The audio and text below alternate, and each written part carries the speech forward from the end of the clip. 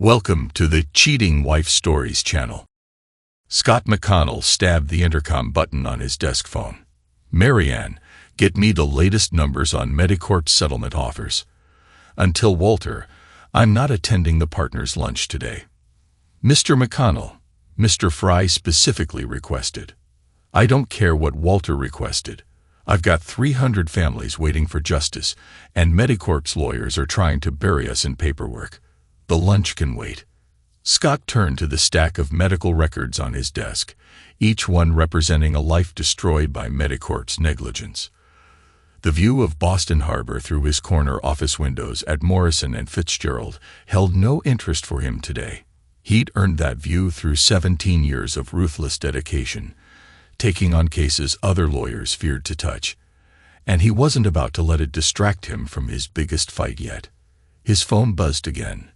Mr. McConnell, Gail Sosa is here for her appointment. Send her in. Gail Sosa entered his office clutching her daughter's photograph. 3 years had passed since Maria's death, but the pain in Gail's eyes remained as fresh as the day she'd first walked into his office.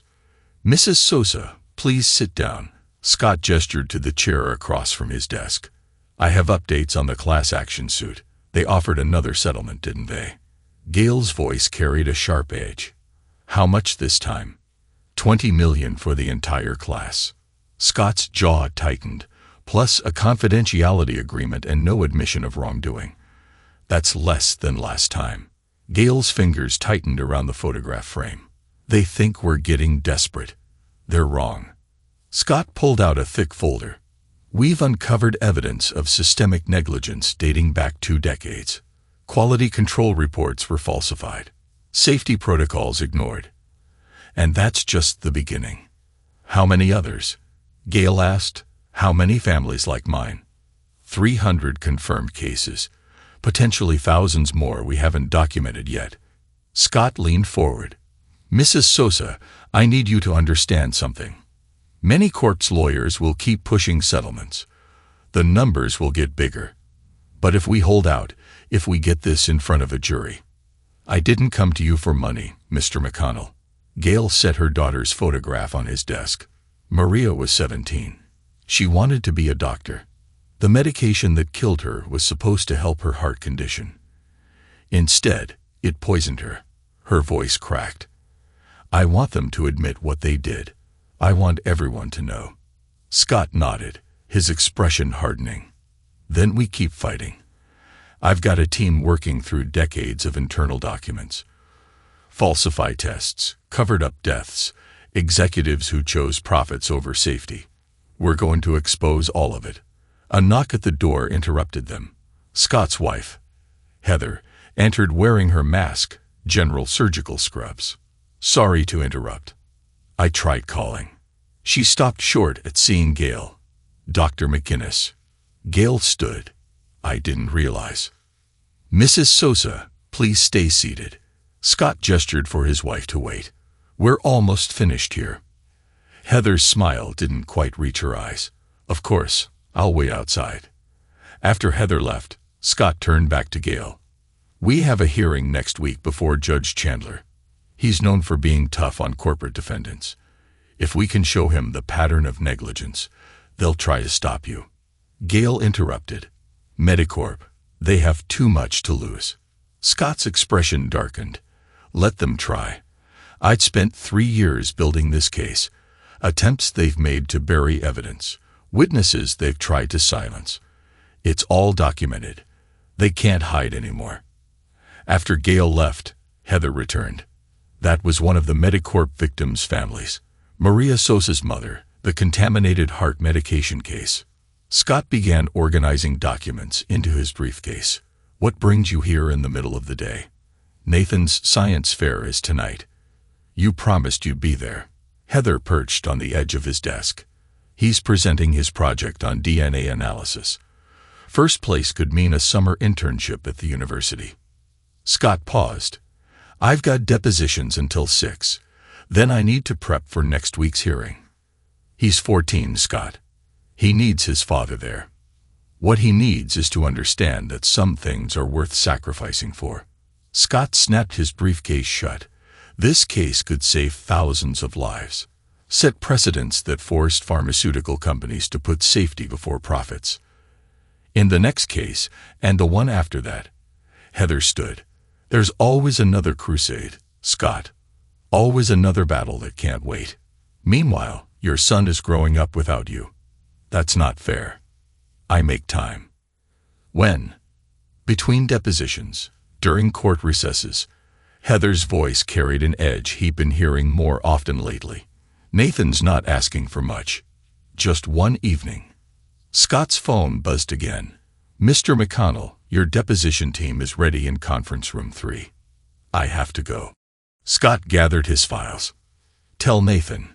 Tell him I'll make it up to him this weekend. We'll go to that robotics exhibition he mentioned. Heather's expression hardened. I'll tell him. Though they both knew something else would come up. She turned to leave, then paused at the door. You know what the ironic part is. You're so focused on saving everyone else's families. You can't see what's happening to your own.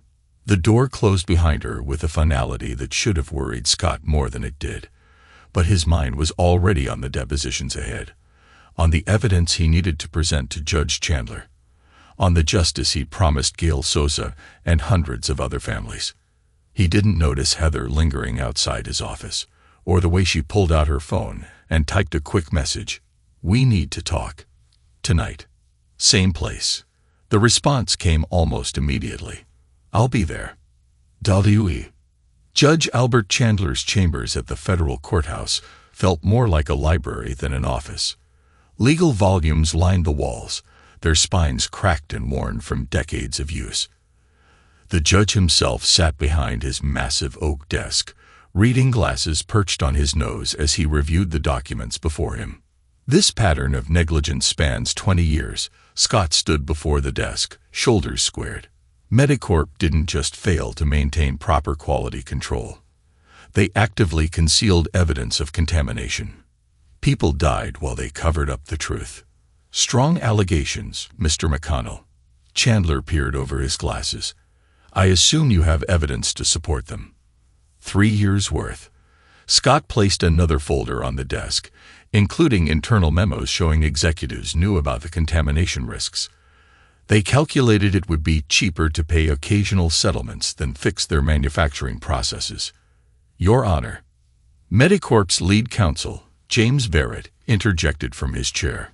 These documents were obtained through discovery.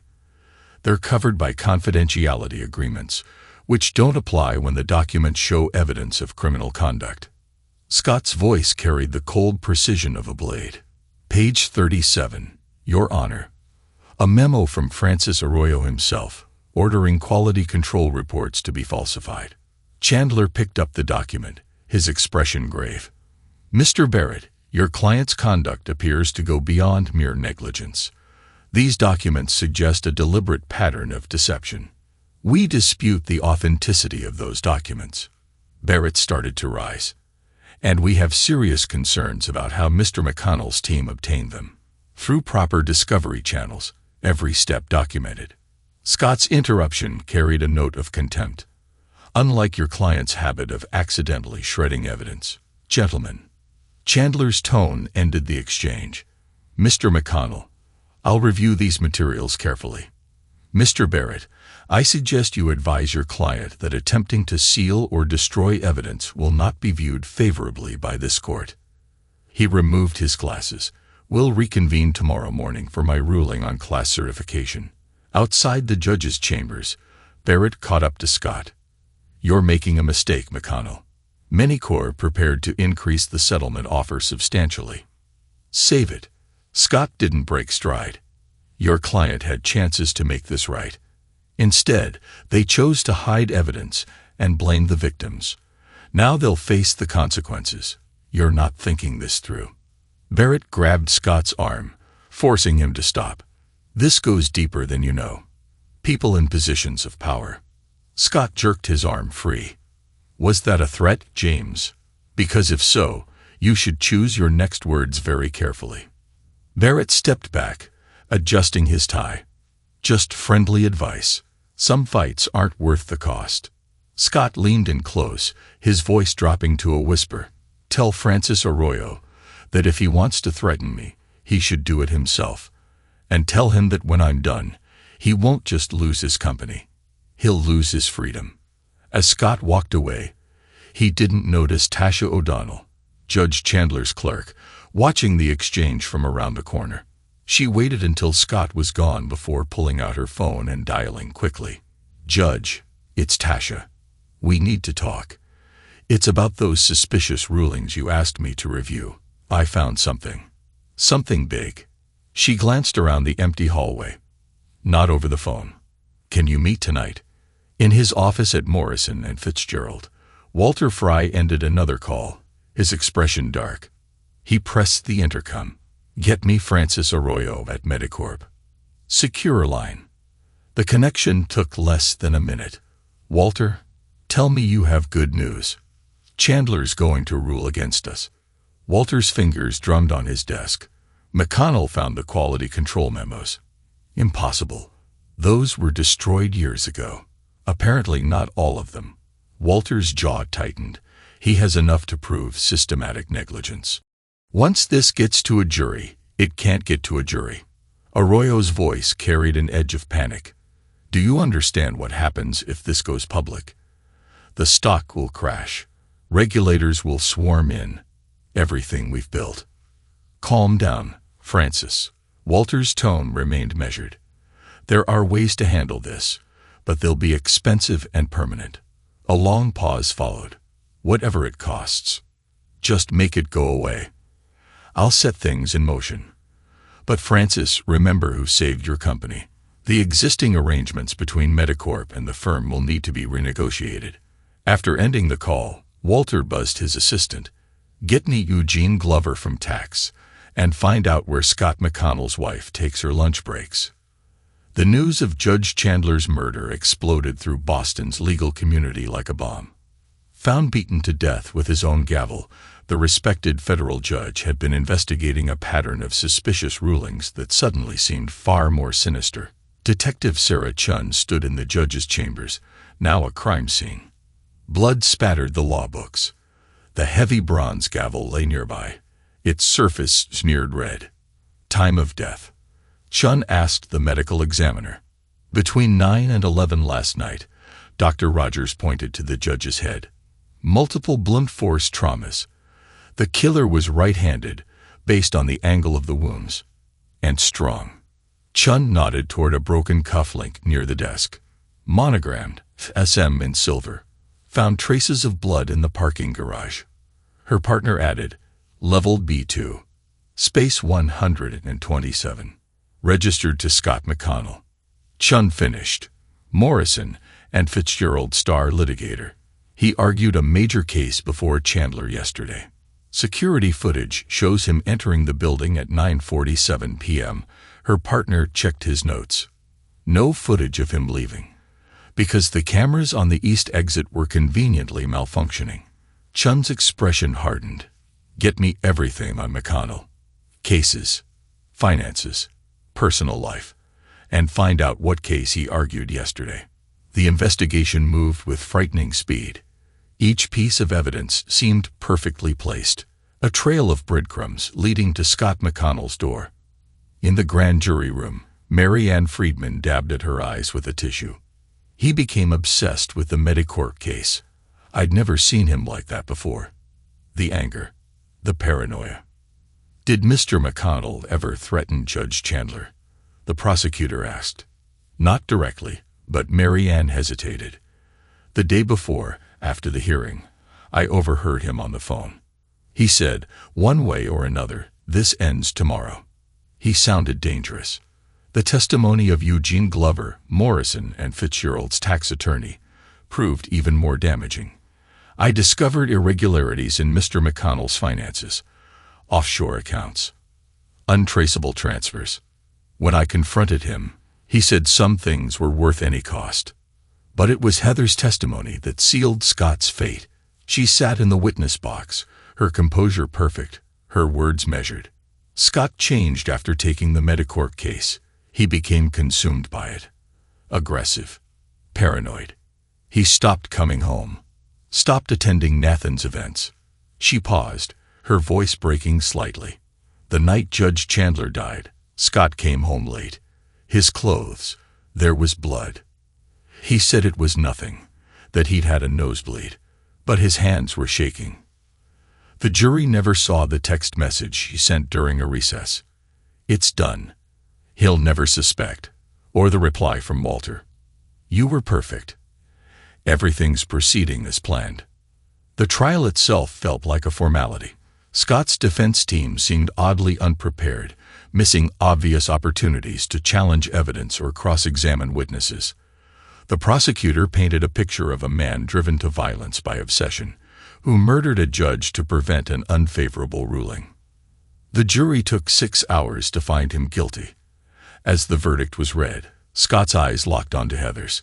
For the first time, he saw something in her expression. Not grief or guilt, but triumph. Judge Harrison's voice cut through the courtroom. "Scott McConnell, you have been found guilty of first-degree murder.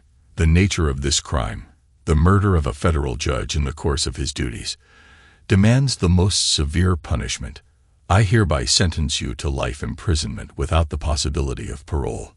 As officers led Scott away, Walter Fry watched from the gallery, his face a mask of appropriate concern. His phone buzzed with a message from Francis Arroyo. "Worth every penny. The partnership agreement is ready to sign." In the corridor outside, Heather met Walter's eyes briefly. No words were exchanged, but their shared glance carried volumes. The perfect frame was complete. Scott McConnell, the righteous crusader, would spend the rest of his life in prison. The Medicourt case would be quietly settled. And the real conspiracy, the web of judicial bribes, corporate corruption, and murder, would remain safely hidden, or so they thought. They didn't notice Nathan McConnell in the back of the courtroom, his young face set in determination as he watched his father led away. They didn't see him slip a small recording device back into his pocket, or notice the way his eyes tracked every movement between his mother and Walter Fry. They had no way of knowing that their perfect crime had planted the seeds of its own destruction. In framing Scott McConnell, they had created an enemy with nothing left to lose, and a son determined to uncover the truth, no matter the cost. The metal doors slammed behind Scott McConnell with a finality that echoed through the concrete corridor of Massachusetts State Penitentiary. Prison guard Thomas Rivera pushed him forward, past rows of cells filled with the state's most dangerous criminals. "Keep moving, counselor," Rivera said. "Your corner office is ready." Scott remained silent, his expression blank. 3 months into his life sentence, he learned that reactions only gave the guards entertainment. Instead, he focused on memorizing his surroundings, distances between checkpoints, guard rotation patterns, security camera positions. His new cellmate, Luther Solis, sat on the bottom bunk reading a dog-eared copy of Sun Tzu's Art of War. He didn't look up as Scott entered. "Cell doors closed in 5, Rivera announced, stepping away. Luther's voice came low and measured. "You're the lawyer, the one who killed the judge." "I didn't kill anyone." Scott placed his few belongings on the top bunk. "That's what everyone says in here." Luther finally looked up, his eyes sharp and assessing. "But most of them are lying." "You're not." Scott turned to face him. "What makes you so sure?" 20 years Special Forces teaches you to read people. The guilty ones, they got this look, like they're carrying something heavy. You don't have that look. Luther said, his book aside. "You've got the look of someone who's been betrayed." The cell door clanged shut. Scott remained standing, studying his cellmate. "And what's the look of someone planning to do something about it?" A slight smile crossed Luther's face. "Now that's a more interesting conversation." He glanced at the security camera in the corner, then tapped the side of his bunk. "Sid, let's talk about your appeals process." Over the next few weeks, Scott established a routine. During the day, he helped other inmates with their legal paperwork, building a network of grateful allies. At night, he and Luther talked strategy. "Your first mistake was trusting the system," Luther said one evening, voice barely above a whisper. Courts, lawyers, judges, they're all part of the same corrupt machine. I was part of that machine, Scott replied. I thought I could use it to fight for justice. And now I know better. Scott's voice carried a dangerous edge. The system protected the guilty and condemned the innocent. When I get out of here, I'm going to tear it down. Luther nodded approvingly. That's why I'm going to introduce you to some people. Men like us who've seen the truth about justice in America. Ex-military, intelligence officers, operators, all wrongly convicted, but not without resources. What kind of resources? The kind that can reach beyond these walls. Luther pulled out a contraband phone, carefully shielded from camera view. We've maintained our networks, eyes and ears in places that matter. People who owe us favors. Scott considered this. And why would they help me? Because you're not the first person framed by powerful people. We've been watching Morrison and Fitzgerald for years. Your case, it fits a pattern. A knock on their cell wall interrupted them. Luther quickly concealed the phone. That's Johnson, former CIA analyst 3 cells down. He's got something to show you. During yard time the next day, Scott met Richard Johnson, a weathered man in his 60s who spent most of his time in the prison library. Your son's been busy, Johnson said, sliding a newspaper across the table. Nathan McConnell, age 14, won the state science fair with a project on digital forensics and data recovery. Scott picked up the paper, studying the photo of his son accepting the award. Nathan's expression wasn't of triumph, it was of determination. He's not just studying forensics, Johnson continued. He's been meeting with someone, a girl named Jackie Birch. Birch, any relation to Sarah Birch? Her sister, Sarah, died from Medicorp's contaminated medication last year. Johnson leaned forward. These kids, they're not just science fair partners. They're digging into your case. Scott's hands tightened on the newspaper. They're just children. If Walter finds out, that's why we're going to help them. Luther interjected, joining them. Johnson's got contacts at MIT's computer science department. They can guide the kids, keep them safe while they work. And what about Heather? Scott's voice turned cold. She's still their mother. We've been watching her too, Johnson said. She spends 3 nights a week at the Four Seasons. Room registered to Walter Fry. Scott's expression didn't change, but his knuckles whitened. How long? Based on hotel records. Johnson replied. 3 years. Started right around the time you took the Medicorp case. Luther watched his cellmate carefully. Most men would break it news like this. Scott just nodded, processing the information with lethal calm. They think they've won, he said finally. They think I'm locked away, powerless. But they forgot something important. What's that? Johnson asked. A man with nothing left to lose is the most dangerous enemy of all. Scott's voice carried absolute conviction. I'm going to destroy them. Not just expose them. Destroy them. Take everything they have, everything they care about. And I'm going to do it legally, so they can watch it happen and know they can't stop it. Luther exchanged glances with Johnson. This was why they'd chosen to help Scott McConnell. Not because he was innocent, but because he had the will and the capability to bring down an entire corrupt system. Then let's get started, Luther said. Johnson's got access to prison surveillance footage. I've got men on the outside ready to move. And your son? He's already laying the groundwork. Scott looked at the newspaper photo again, seeing Nathan's determination in a new light. Tell me everything you know about Jackie Birch. If these kids are going to help expose the truth, we need to make sure they're protected. Max McFarlane sat in his car outside the Boston Globe building, waiting. 3 cups of cold coffee littered the dashboard, testament to hours of surveillance. His target finally emerged. Sophia Hatfield. Max called out, stepping from his car. We need to talk about Scott McConnell. Sophia's hand moved toward her pepper spray. I don't discuss ongoing investigations with.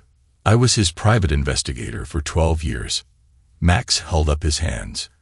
And I can prove he didn't kill Judge Chandler. 20 minutes later, they sat in a back booth at O'Malley's bar, away from surveillance cameras. "Why come to me?" Sophia asked, studying the files Max had brought. "Why not take this to the police? Because half the Boston PD is in Morrison and Fitzgerald's pocket." Max pulled out more documents. "Look at these accident reports. 6 Medicorp whistleblowers in the past decade. All died in accidents right before they could testify." Sophia flipped through the reports. "These look legitimate on the surface. That's how they operate. Everything looks clean until you dig deeper." Max leaned forward. "I spent the last 3 months connecting the dots. Judge Chandler wasn't just handling the Medicorp case. He was investigating other judges, ones who consistently ruled in favor of Morrison and Fitzgerald's clients. You're talking about systematic judicial corruption. I'm talking about murder, bribery, and corporate conspiracy." Max pulled out one more file. "And I think Judge Chandler's clerk can prove it." Finding Tasha O'Donnell proved challenging. After Chandler's murder, she disappeared from public view, taking a leave of absence from the court. "She's scared," Sophia said during one of their meetings. "And with good reason. I found 3 attempts to access her bank records last month. Someone's looking for her." "We need to get to her first," Max insisted. "She was with Chandler the day before his murder. She knows something." It took 2 more weeks to track Tasha down. She was staying with relatives in New Hampshire, using her maiden name. "I can't help you," Tasha said when they finally met, her hands shaking as she poured coffee. "You don't understand what these people are capable of." "We understand perfectly," Sophia replied. "That's why we're here." Judge Chandler kept notes, didn't he? About the cases he was investigating. Tasha's silence was answer enough. "Listen to me," Max said quietly. "Scott McConnell is in prison for a murder he didn't commit. His 14-year-old son is out there trying to clear his father's name. Meanwhile, the Rayall killers are walking free, probably planning their next move. They'll kill me." Tasha's voice broke. "Like they killed him." "Not if we move first." Sophia pulled out her recorder. "Tell us everything. Every detail. We'll protect you. Get your story out so broadly that silencing you would only confirm your testimony." Slowly, painfully, Tasha began to talk. She described Judge Chandler's growing suspicions about certain cases, how he documented irregular patterns and rulings favorable to Morrison and Fitzgerald's clients, the threatening phone calls he'd received. The day before it happened, Chandler's voice grew stronger. "He showed me something. A pattern of payments through offshore accounts. Millions of dollars moving through shell companies, always just before major rulings." "We need those records," Max said. "I have them." Tasha went to her bedroom, returned with a thick envelope. Everything he found. Bank transfers, dates of rulings, phone records. He made copies, gave them to me for safekeeping. As Max and Sophia examined the documents, another ally was making her own moves. Kirsten Daniel, Walter Fry's assistant for 8 years, had spent months documenting her boss's suspicious activities. "Mr. Fry, your dinner reservation at La Poulier is confirmed for 8, Kirsten said, entering Walter's office. "Will Dr. McInnes be joining you?" Walter barely looked up from his phone. "Clear my schedule for tomorrow night as well." "And Kirsten, this stays off the official calendar." "Of course, sir." Kirsten made notes, just as she had for countless other secret meetings. Each one documented, time-stamped, photographed when possible. That evening, she sat in her small apartment, organizing her evidence, photos of Walter and Heather entering hotels, records of wire transfers to offshore accounts, copies of documents she'd seen him shred. Her phone buzzed, a text from her contact at the Four Seasons. "Fry asked about our private dining room. Want a reserve for next month. Looks like a proposal set up." Kirsten's hands tightened on her phone. If Walter married Heather, they'd be legally protected from testifying against each other. Time was running out. She opened her laptop, began composing an email to Max McFarland. She'd found his contact through careful research, verified his connection to Scott McConnell. I have information about Walter Fry and Heather McInnes. She wrote evidence of their affair, their conspiracy against Scott McConnell, and much more. But we need to move quickly. The encryption's military grade, Jackie Birch said, fingers flying over her keyboard. But there's always a way in. Nathan McConnell watched the lines of code scroll across her screen. They converted Jackie's garage into their investigation headquarters, computers and servers humming around them. How did you learn all this? Nathan asked. Jackie's expression hardened. After Sarah died, I wanted answers. Medicorp claimed their systems were too complex to track individual medication batches, so I learned to hack. Turns out their security isn't as good as they think. Nathan nodded. He understood obsession, the need to uncover truth. For 3 months, we've been piecing together digital evidence of his father's frame-up. Got it, Jackie exclaimed. Email server access. Let me set up a search algorithm. Messages began populating their screen. Thousands were exchanged between his mother and Walter Fry. Nathan's face remained impassive as he read their intimate exchanges, their plans, their celebrations of his father's conviction. 3 years of betrayal documented in bits and bytes. There's more, Jackie said quietly. Financial records. Look at these transfers. The numbers are staggering. Millions moving through a complex web of offshore accounts, all controlled by Morrison and Fitzgerald partners. Each transfer correlates with a major ruling. Nathan noted checking dates. Judge Thompson's dismissal of the Parker lawsuit. Judge Martinez throwing out evidence in the Weber case. Your dad was getting too close, Jackie said. The Medicorp case would have exposed everything. They worked through the night, documenting every connection. Jackie's programs traced money flows, while Nathan analyzed patterns and court decisions. A knock at the garage door froze them both. Jackie quickly minimized their screens. It's okay. A man's voice called. I'm Richard Johnson's friend from MIT. Luther sent me. They exchanged glances. Luther, Nathan's father's cellmate. The connection they'd been promised. Dr. James Chan entered carrying computer equipment. Impressive setup. But you need better security if you're going to go after people like this. Who are you exactly? Nathan asked. Someone who knows how dangerous this game is. Chan set down his equipment. Luther asked me to help keep you safe while you work. First rule, no direct attacks on Medicorp servers. They'll trace it back to you. Then how do we get the evidence we need? Jackie demanded. By being smarter than them. Chan pulled out a flash drive. This contains advanced encryption tools and secure communication channels. He produced another drive. Something interesting from the courthouse security system. Nathan's eyes narrowed. The missing footage from the night Judge Chandler died. Supposedly corrupted beyond recovery. But data is never truly gone if you know where to look. They spent hours processing the video files.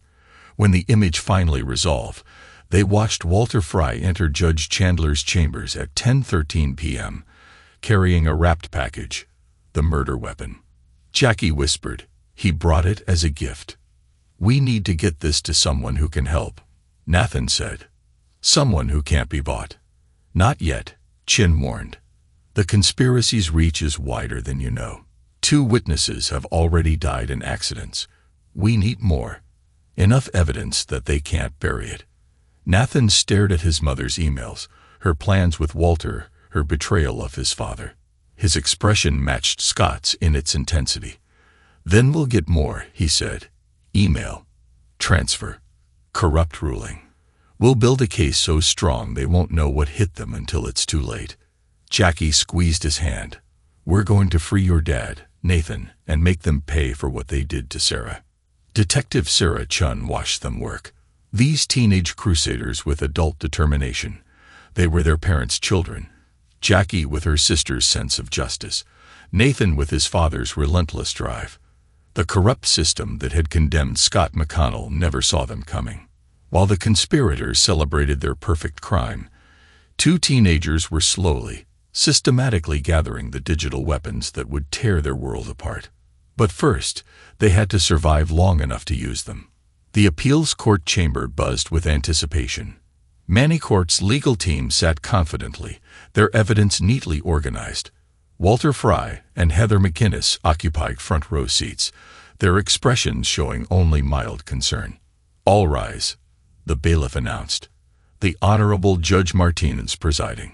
Scott entered in prison orange, chains at his wrists and ankles. His eyes swept the room, noting each familiar face. Walter, Heather, Francis Arroyo, Eugene Glover, the corrupt jury foreman, Craig Fitzpatrick. "Your Honor," Robbie Doherty approached the bench. "The defense requests permission to present new evidence." "Objection." The prosecutor stood. This appeal was scheduled to review existing case materials only. "Your Honor," Robbie continued, "what I'm about to present proves not only my client's innocence, but exposes a criminal conspiracy reaching into this very courtroom." Judge Martinez frowned. "That's a serious allegation, Counselor. And I can prove every word." Robbie nodded to his assistant, who began distributing thick binders to the court. "What you're holding," Robbie announced, "is evidence of systematic corruption involving Medicorp, Morrison and Fitzgerald, and multiple officers of the court." Walter's hand tightened on Heather's arm. In the gallery, Francis Arroyo shifted uncomfortably.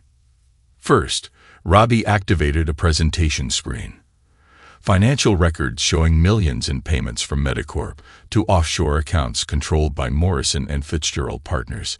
Graphs and bank statements appeared, each transaction highlighted. Walter's face paled as he recognized his own account numbers. "These payments," Robbie continued, "coincide perfectly with favorable court rulings. But that's just the beginning." He nodded to the bailiff, who opened the courtroom doors. Max McFarland entered, leading a group of former Medicorp executives. These witnesses will testify how Medicorp systematically falsified drug trials, buried evidence of contamination, and arranged accidents for whistleblowers. The prosecutor jumped up. "Your Honor, this is highly irregular." "What's irregular," Robbie cut in, "is how many judges receive payments from these same offshore accounts, including some in this very courthouse." Judge Martinez stiffened. "Mr. Doherty, you're treading dangerous ground." "No, Your Honor," Robbie replied. "I'm exposing it." Robbie produced another document. "This is Judge Chandler's personal notebook, preserved by his clerk, Tasha O'Donnell." Tasha stood in the gallery, surrounded by federal marshals for protection. The notebook details Judge Chandler's investigation into judicial corruption. The day before his murder, he documented a meeting with Walter Fry, where Mr. Fry attempted to bribe him to throw out the Medicorp case. Walter surged to his feet. "This is absurd. You can't." "We can. And we will." Robbie's voice filled the courtroom. "But perhaps the most damaging evidence comes from closer to home." The screen changed, showing security footage from Judge Chandler's chambers. Walter Fry entered, carrying a wrapped package. This supposedly corrupted footage shows Mr. Fry entering the judge's chambers at 10:13 p.m., carrying the murder weapon disguised as a gift. 16 minutes later, he exits alone. Heather gripped Walter's arm. "You said that footage was destroyed." "It gets worse," Robbie continued. He played an audio recording, Walter's voice discussing the murder with Heather. "We had no choice. He was going to expose everything." The courtroom erupted. Federal agents moved in, surrounding Walter and Heather. Francis Arroyo bolted for the door, but found his path blocked by Luther's men. "Your Honor," Robbie raised his voice above the chaos, "I move for my client's immediate release and request federal prosecutors take custody of these conspirators." Scott sat quietly, watching his enemy's world collapse. Everything he'd built over 2 years, pieces of evidence, witnesses, recordings, now tightened around their necks. 3 weeks later, Scott stood in his new office at the Justice Reform Initiative, watching news coverage of the arrests.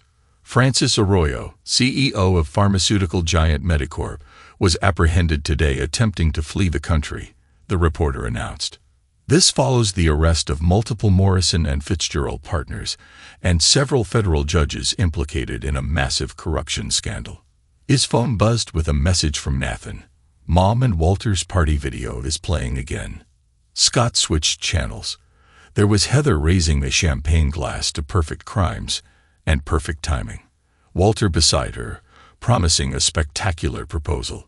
Then federal agents swarming in, handcuffs replacing engagement rings. You're not watching that again, are you? Scott turned to find Nathan in the doorway, Jackie beside him. Both teenagers looked older, harder, their innocence replaced by understanding of justice's true cost. Just making sure I didn't miss anything, Scott replied. How's the new case coming? 3 more wrongful convictions identified, Jackie reported. Same pattern. Corporate money, corrupt judges, manufactured evidence. Good. Get me the files. Scott's voice carried the same intensity that had sustained him in prison. We're just getting started. Luther entered, carrying more documents. Heather's plea deal fell through. Prosecution has too much evidence. Those recordings Kirsten made of her planning your frame-up with Walter.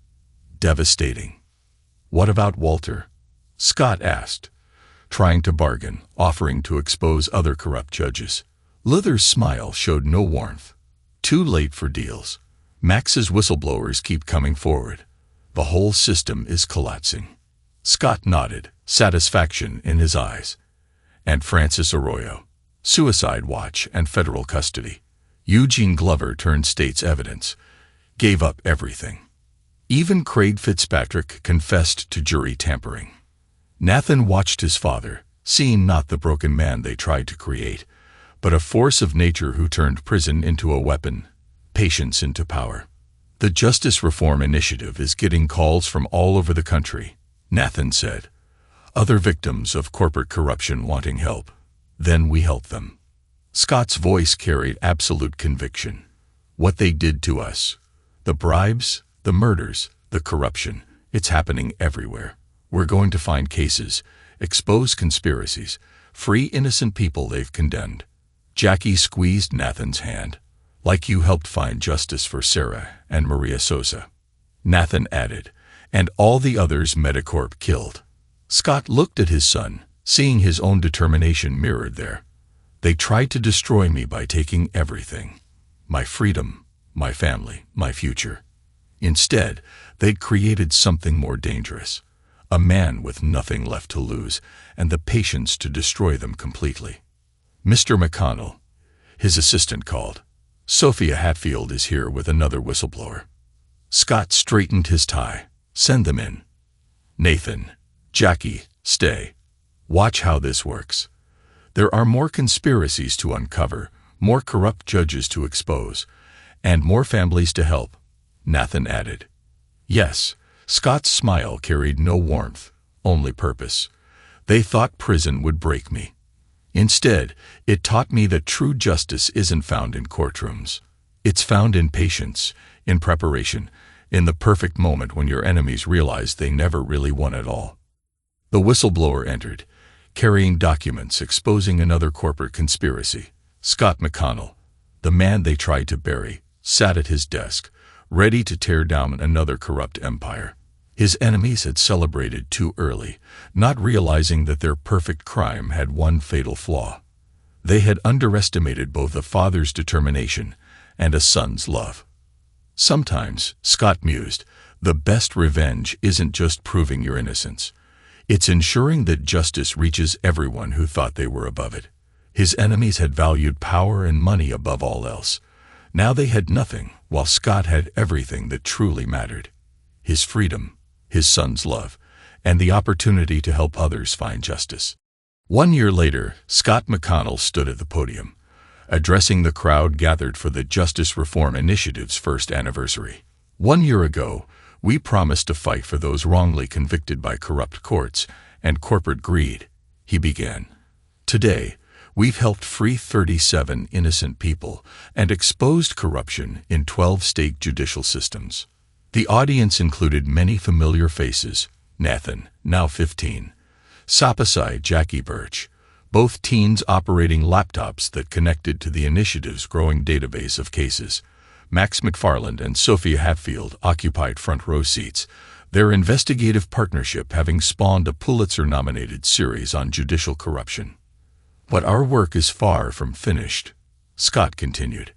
Every week brings new cases, new evidence of systemic corruption, and we will not rest until every victim of judicial fraud finds justice. After the ceremony, Luther Solis approached Scott. Latest report from federal custody. Luther reported, Walter's not doing well. 3 shaking attempts in 2 months. Turns out other inmates don't like corrupt lawyers. Scott showed no reaction. And Heather? Maximum security women's facility in Colorado, Luther replied. Requested transfer closer to Boston. Wants to see Nathan. That's his choice to make. Scott watched his son working with Jackie. He hadn't mentioned her since the trial. The initiative's headquarters occupied the entire top floor of a Boston office building. Their legal team, led by Robbie Doherty, had grown to 20 attorneys. Tasha O'Donnell, Judge Chandler's former clerk, ran their judicial investigation unit. The Medicorp fallout continues, Sophia told Scott during their weekly meeting. FDA's discovered contamination in 3 more drug lines. Stocks down 90%. Class action settlements have topped $10 billion. What about Francis Arroyo? Scott asked. Found dead in his cell last week. Natural causes. Sophia's tone suggested otherwise. Eugene Glover's testimony implicated another dozen executives. Trials start next month. Kirsten Daniel had parlayed her evidence against Walter into a position as the initiative's corporate corruption specialist. Her documentation methods became the template for our investigations. We've identified similar patterns in 3 other pharmaceutical companies, she reported. Same methods: bribing judges, falsifying trials, eliminating whistleblowers. Nathan's computer skills had grown exponentially. Working with Jackie, I developed software to detect patterns of judicial corruption through analysis of court records and financial transactions. It's not just pharmaceutical companies anymore. Nathan explained during a strategy session. We're finding the same schemes in energy companies, banks, technology firms. They all use the same methods Walter and Medicorp perfected. Then we'll take them all down, Scott replied. One corrupt empire at a time. 10 years later, the Justice Reform Initiative had become the nation's most powerful watchdog organization. Their Boston headquarters had spawned offices in 12 cities. Their legal team numbered in the hundreds. Their database of corrupt judges and corporate conspiracies had helped federal prosecutors secure over 300 convictions. Scott McConnell, now in his early 50s, had not softened with success. Each victory drove him to find more cases, expose more corruption, and free more innocent victims. Another letter from your mother, Luther mentioned during their morning briefing. Wants parole support. File it with the others, Scott replied without looking up from his files. 9 years into her 30-year sentence, Heather had exhausted her appeals. Walter hadn't survived his 3rd year in prison. Another accident that was never fully investigated. Nathan, 24, and holding dual degrees in law and computer science from Harvard, headed the initiative's technology division. His relationship with Jackie had grown from teenage collaboration to adult partnership. They'd married the previous year. Their wedding was covered by national media, fascinated by the young crusaders who'd helped expose America's largest judicial corruption scandal. Dad, Nathan entered Scott's office, laptop under his arm. You need to see this. Jackie found something in the federal court database. Pattern matches the Medicorp case, but bigger. Scott studied the data his son presented. Financial transfers through offshore accounts. Suspicious deaths of whistleblowers. Judges issuing bizarre rulings that defied law and logic. How many courts? Scott asked. 23 jurisdictions, 6 circuit courts, 2 Supreme Court justices. Nathan's expression matched his father's intensity. This goes higher than anything we've seen before. Scott nodded, familiar fire kindling in his eyes. Get the team together. All of them within hours, the initiative's conference room filled with familiar faces. Max and Sophia, their hair now graying but their investigative skills sharp as ever. Luther, his network of operators having grown into a nationwide intelligence apparatus. Robbie Doherty, who'd argued 30 cases before the Supreme Court. Kirsten Daniel, who trained a new generation in the art of document and corporate crimes. What we're about to undertake, Scott addressed them, will shake the American judicial system to its core. Some of you helped expose the Medicorp conspiracy. This is bigger. This reaches into branches of government, levels of corporate power. They'll fight back. Luther warned, these people, they'd got more resources than Medicorp ever did. Good. Scott's voice carried the same cold determination that had sustained him in prison. Let them fight. Let them think their money and power make them untouchable. We've seen how that ends. 20 years later, the Justice Reform Initiative celebrated its 20th anniversary in a very different America. The judicial corruption scandals they'd exposed had led to sweeping reforms. Corporate liability laws had been strengthened, whistleblower protections enhanced. A new federal agency staffed by initiative veterans monitored judicial conduct and corporate compliance. Scott McConnell's reputation had grown to near mythical status. The man who'd been wrongly imprisoned had transformed his revenge into a crusade that reshaped American justice. Law schools taught courses about the Medicorp case. The initiative's methods became standard practice for investigating corporate corruption. Nathan and Jackie had 3 children. The eldest, Maria, named for Gail Sosa's daughter, showed her grandfather's dedication to justice and her parents' gift for uncovering digital deception. Your dad's been working late again, Jackie mentioned to Nathan one evening. New case. Always, Nathan smiled. Found another conspiracy last week. Smaller than Medicorp, but same playbook. He won't rest until these expose them all. In the initiative's headquarters, now occupying a complex of buildings in downtown Boston, Scott reviewed case files with the same intensity he'd shown 20 years earlier. His hair had turned silver, but his purpose remained unchanged. Luther, semi-retired but still running key operations, brought the latest prison report. Heather's dead. Cancer. Refused treatment. Scott signed another document. Did Nathan want to see her? Visited last month. Took the kids. Luther studied his old friend. She tried to explain why she did it. Said she got caught up in Walter's promises, the money, the power. And Nathan told her he hoped she'd found peace. Then he left. Luther shook his head. He's got your strength, Scott, and his mother's ability to understand people. The difference is he uses that understanding to help instead of hurt. The initiative's work had expanded beyond judicial corruption. They'd exposed human trafficking networks, international money laundering schemes, and terrorist financing operations, each case built on lessons learned from the Medicorp conspiracy. Max and Sophia, though officially retired, still consulted on major investigations. Their Pulitzer-winning exposes had inspired a new generation of investigative journalists who worked closely with the initiative. Tasha O'Donnell had become a federal judge, her experience with corruption making her especially effective at detecting judicial misconduct. Kirsten Daniel ran the initiative's training academy, teaching new investigators the methods she'd developed documenting Walter's crimes.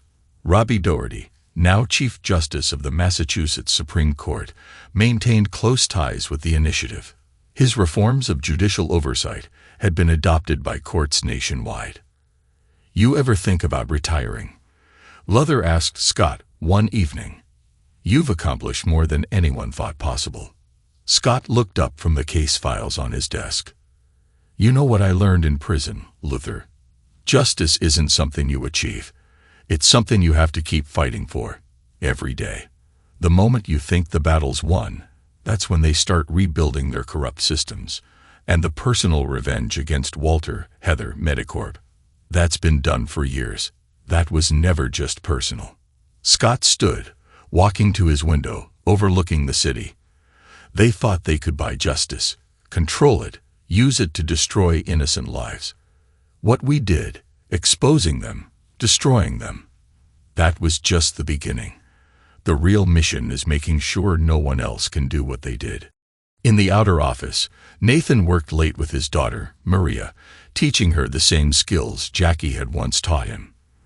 The legacy of justice continued, strengthened by each generation's determination to fight corruption.